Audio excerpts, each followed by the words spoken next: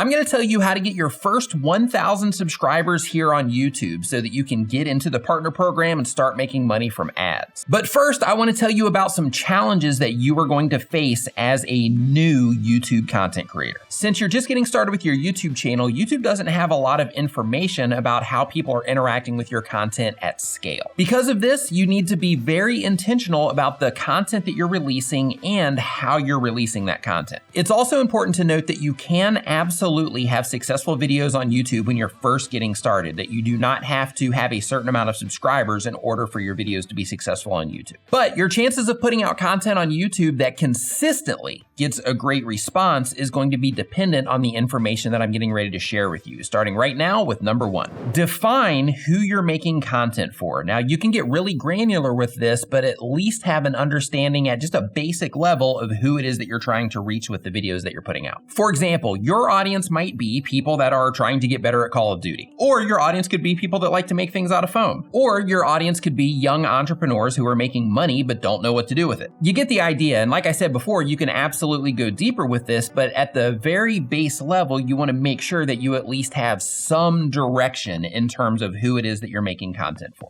Next, as you are coming up with video ideas, you want to run them through this filter and ask these specific questions. Why would this video resonate with the audience that I'm trying to reach? What value will my viewers get out of this content that I'm thinking of making? What will I focus on in the thumbnail for this video to make sure that my intended audience can identify that this content might be something that they are interested in? What would be a good informative and/or compelling title that would get that intended viewer to click on that particular video topic? Or in other words, when somebody clicks on that video, what am I going to do at the very beginning of this video to help the people know that they clicked on the right video, to give them some information to actually pull them into the content so that they'll end up watching the videos for a longer period of time? And of course, you want to decide if you are targeting that video towards YouTube search or not. And the reason that you want to do that is so that you can make sure that you do the right research for it and that you make sure that you are going after specific keywords or keyword phrases that you can compete for. The next thing you want to do if you're trying to get 1,000 subscribers and more is to make sure that you learn how to read your YouTube analytics. Now, you don't have to go deep into this, especially if you're just getting started, but even if you're getting 10 views or 100 views or 1,000 views on a video,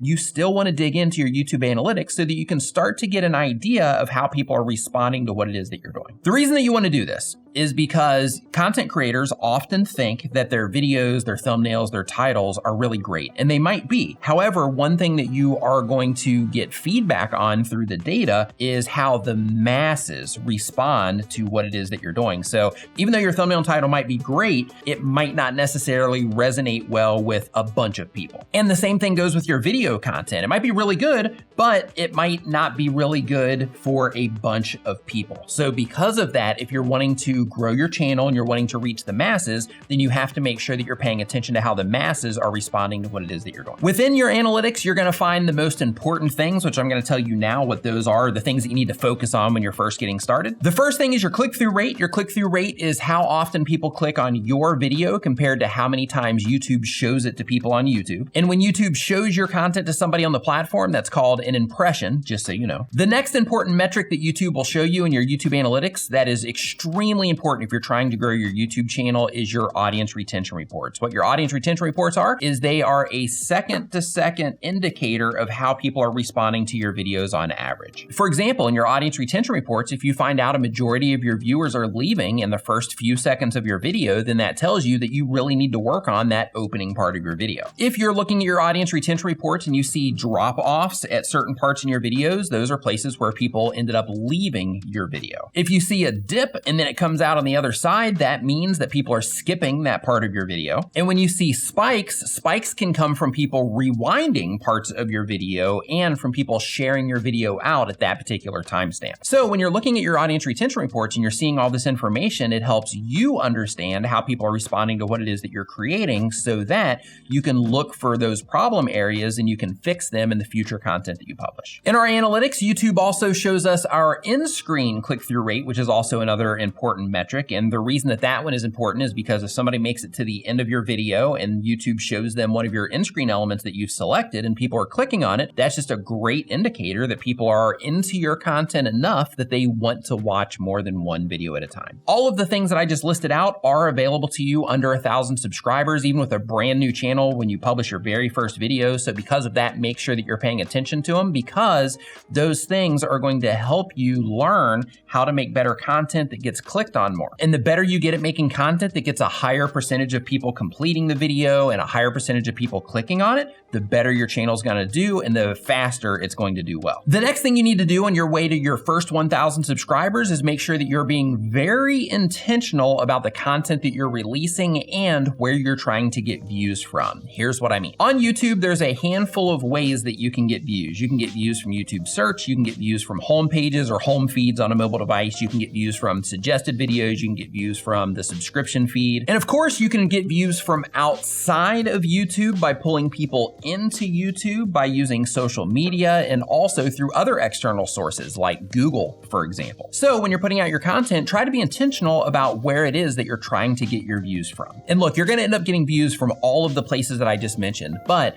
if you're trying to pull traffic from the home page and from suggested videos, the approach that you're going to take is going to be a little bit different. Your topics, titles, and thumbnails need to be extra compelling and for a more broad audience within the niche that you are publishing content in. Where if you're targeting YouTube search, then of course the research that you're doing is going to be a little bit different because you want to search for what it is that you're making your video about and see who it is that you're competing with for that term. And you want to make sure that you are targeting keywords or keyword phrases that are a higher search volume and a lower competition so that you can have a higher chance of actually showing up in the search results. There's a tool that can help you with all of this if you are somebody that is targeting YouTube search. It's called TubeBuddy. I'll put a link to it down in the description below, but basically with that, it will help you optimize your videos for search. It'll help you find the right keywords and keyword phrases that you have a higher chance of showing up for. And in addition to that, they have 89 other tools that will help you with your YouTube channel. So you can try that out free through the link in the description below. But anyway, let me go into a little bit of detail about the targeting thing that I'm talking about here, just to make sure that you pick it up clearly so we can make sure that you get your first 1,000 subscribers soon. If you're targeting home pages and suggested videos, instead of having a title that says something like how to find the best loot boxes in Call of Duty, or a title like how to lose weight, your title might be something like these 8 Call of Duty loot boxes will help you win Battle Royale. Or instead of how to lose weight like we talked about before, a home page or suggested video title that would be more compelling would be something like how to lose 10 pounds by Christmas in just 20 minutes a day. The difference in the two approaches based on what it is that you're targeting is when you are going after a keyword or keyword phrase and you're intentionally targeting YouTube search, it's a little bit easier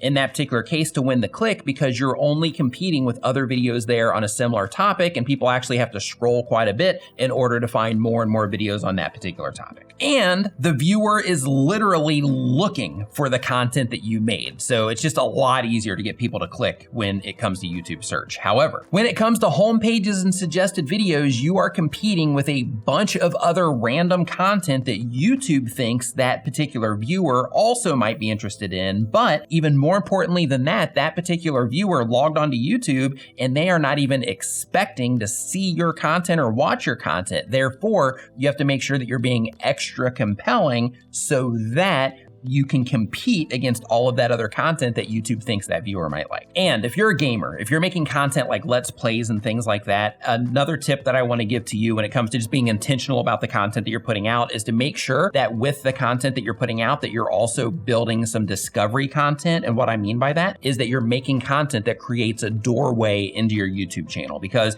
it's hard getting views for Let's Play, right? However, if you are showing people how to do something in the game, then it's a lot easier to optimize that content for discovery that will help you bring people into your channel from that. And then you can introduce them to your Let's Plays with that content that you're putting out. In the gaming world, doorway content is typically tutorial videos, typically game guides, typically character guides or breakdowns or analysis, like that type of thing. The next thing you want to do if you're trying to get your first 1,000 subscribers or if you're just trying to grow your channel faster is just make sure that you are linking to relevant videos in your end screens, pinned comments, and so on, this is why. If someone clicks on your video, they're qualifying themselves as somebody who is interested in the topic that you made that video about. If they make it to the end of your video, then that person is qualifying themselves as somebody who is interested in the topic, but somebody that has also enjoyed your video enough to make it all the way to the end. So when you're picking videos to link to in your pinned comments and your cards and your end screen links, make sure that you're linking to content that is relevant to the video that viewer is watching at that point in time. For example, and of course you want to apply this to the type of content that you make, but if you have a cooking channel and you are getting ready to put out a dessert recipe video, and that's the one that you uploaded, then in that case, you want to make sure, because that viewer is proving that they're into dessert recipes by clicking on that video and watching it to the end, then in that case, you want to make sure that you're linking to either another dessert video at the end or a playlist of dessert videos, because that person coming in looking for that recipe is most likely also interested in other dessert recipes as well. What you do not want to do in that situation is if they come in for a dessert recipe, you do not want to link to a barbecue recipe at the end, because that person is coming in for desserts. They might not even like barbecue. If you're making gaming tutorials, then you want to think of the next logical step for that player. So for example, if somebody's coming into a, getting started with Call of Duty video, then instead of linking to something that might not necessarily be a video that they would understand or be ready for next, you might want to link to maybe a tips and tricks for beginners or Call of Duty tips and tricks for beginners video instead. What you would not want to do in that scenario is if they come in for a Call of Duty video, then if they made it to the end of that video, you do not want to link them to like a Grand Theft Auto video, for example, because they came in as somebody interested in Call of Duty. You want to make sure you make it easy for them to find more of your Call of Duty content. Regardless of the type of content that you make, all you have to do for this particular step is just think to yourself, for the person that's coming into this particular video, as they're watching through this video and they make it to the end, what would be the next logical video that person would be the most likely to be interested in on my channel based on the video that they're watching. Now, as part of that process, since you've made it this far in the video so far, I'm going to give you a power tip here. Instead of thinking of your content when you are publishing your content, instead of thinking of each video as I'm just putting out a video, start thinking of your content in sets. And the reason that this is important is because what you want to happen on your YouTube channel is you want somebody to come in and watch a video, right? That first time they're interacting with your content. You want them to watch that video and you want them to enjoy that video, of course. And if they enjoy that video, there's a really high likelihood that YouTube will detect that. And when they detect that, the next video that you publish is going to most likely be presented to that particular viewer, either suggested next to another video or on the subscription feed or on their homepage. Because of this, you want to start thinking of your content in sets of 3 to 5 videos, because if somebody comes in and they watch one of your videos, you want to make sure that the next video that you're following up with is a video that person is most likely to enjoy, because if that viewer comes in and they enjoy your video, the likelihood of YouTube suggesting your next video to them is going to be drastically increased. So you want to make sure that you can actually capture that viewer again and pull them back into your YouTube channel,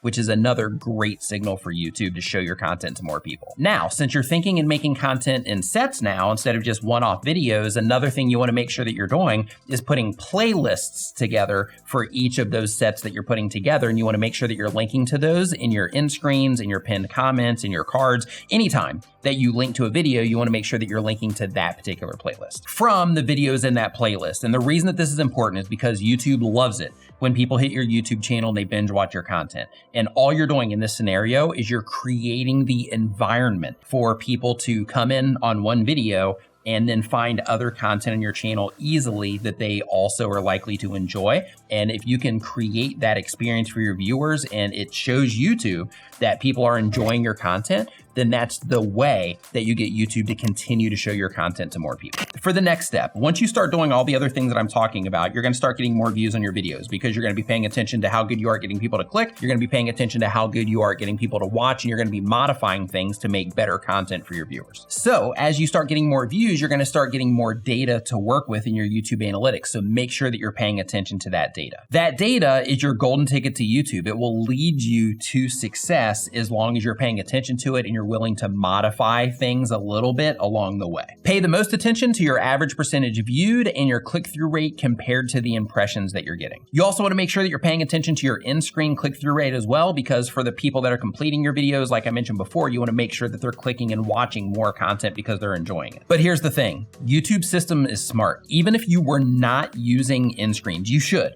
but even if you were not using in-screens on your videos, YouTube still can put your other videos that are in the sets that you're putting together up in the next up spot, or they can recommend them next to other videos of yours on the platform. If you focus on getting people to click and getting people to enjoy the content by reading your audience retention reports, then those two things by themselves will carry a ton of weight for how your channel is going to perform overall. The next thing that's really important to pay attention to if you're trying to get that first 1,000 subscribers on your YouTube channel is pay attention to the videos that are generating the most subscribers on your channel as well. If you go into your YouTube analytics and you sort by subscribers, then it's going to show you from top to bottom the videos that are driving the most subscribers compared to the other videos. Identify the videos that are driving the most subscribers and then start trying to figure out why you think that they're driving the most subscribers, but also look at the topics of those videos as well, because some topics will convert subscribers at a higher rate than other topics. But overall, if you're trying to get into the partner program, you just want to make sure that you're paying attention to the videos that are driving the most subscribers and the videos that are driving the most watch time, so that you can hurry up and meet those requirements so that you can go ahead and start making some ad money from the content that you're putting out. Now, if you're watching this and you're trying to get that first 1,000 subscribers, that means that you're relatively new to YouTube. So because of that,